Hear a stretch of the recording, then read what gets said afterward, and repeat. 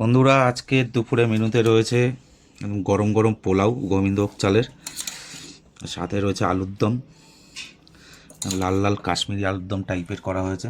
এখানে হচ্ছে শশা, আর এখানে হচ্ছে পাঁপড় ভাজা। বেশ আর দিও না, খাই।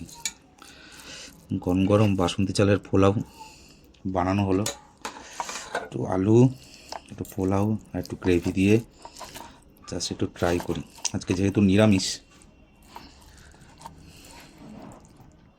হয়েছে।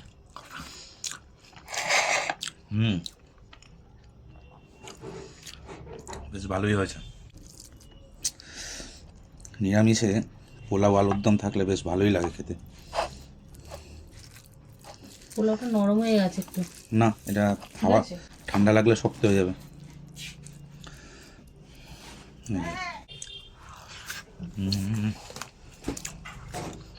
দারুণ। আর একটু পাঁপড় ভাজা। বন্ধুরা, তোমাদের কেমন লাগে পোলাও আলুর দম নিরামিষ? অবশ্যই কিন্তু জানিও। একটু আলুর দম নিলাম, একটু পাঁপড় নিলাম, একটু পোলাও, তিনটে একসাথে।